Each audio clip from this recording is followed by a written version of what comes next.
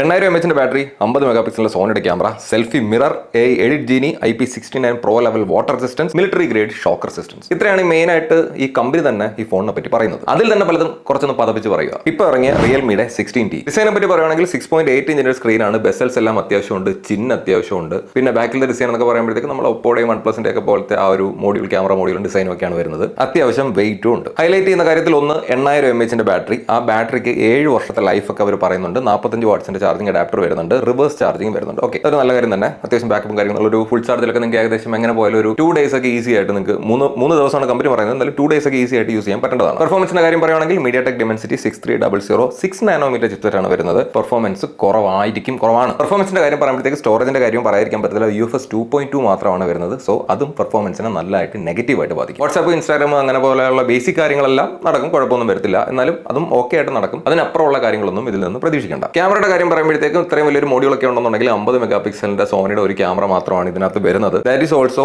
Okay എന്ന് മാത്രമേ പറയാനുള്ളൂ. ഒരു നല്ല ഫോട്ടോഗ്രാഫി ഫോണാണെന്ന് ചോദിച്ചാൽ ഒരിക്കലും പറയാൻ പറ്റില്ല. സെൽഫി ക്യാമറ 16 മെഗാ പിക്സലാണ്. അത് മോശമാണെന്ന് കമ്പനിക്ക് തന്നെ അറിയാവുന്നതുകൊണ്ടാണ് അവർ ഈ മെയിൻ ക്യാമറയുടെ ഇവിടെ ഒരു മിറർ വെച്ചിട്ടുണ്ട്. സോ നിങ്ങൾക്ക് സെൽഫി ക്യാമറ വേണമെന്നുണ്ടെങ്കിലും ഈ ക്യാമറ വെച്ചിട്ട് ആ മിററിൽ നോക്കി നിങ്ങൾക്ക് സെൽഫി ഫോട്ടോ എടുക്കാം. പിന്നീട് അഡ്വാൻറ്റേജ് ആയിട്ട് പറയാനുള്ള കാര്യം എന്ന് വെച്ചാൽ IP66, 68, 69, 69K dust and water resistant ആണ്. മിലിറ്ററി ഗ്രേഡ് ഷോക്ക് റെസിസ്റ്റന്റ് ആണ്. സോ നിങ്ങൾക്ക് അത്യാവശ്യം റഫ് യൂസ് ചെയ്യുന്ന ഈ ഫോൺ അങ്ങനെ പ്രശ്നമൊന്നും വരാനുള്ള സാധ്യതയില്ല. പിന്നെ പറയുന്ന ഒരു കാര്യം, ഇതിന്റെ AI ടൂൾസ്, അതായത് ഗാലറി കയറിയാൽ നിങ്ങൾക്ക് AI pop out, AI eraser, അങ്ങനെ കുറച്ച് AI കിടിപിടി പരിപാടികളൊക്കെ ഇതിനകത്ത് വരുന്നുണ്ട്. അത് ഇതിനകത്ത് എടുക്കുന്ന ഫോട്ടോ വെച്ചാണ് നമുക്ക് ചെയ്യാൻ പറ്റുന്ന എന്നുള്ള കാര്യം ആലോചിക്കുക. 26 തീയതി മുതൽ, അതായത് ഇന്ന് മുതലെങ്ങാണ്ട് ഇതിന്റെ സെയിൽ സ്റ്റാർട്ട് ചെയ്യുകയാണ്.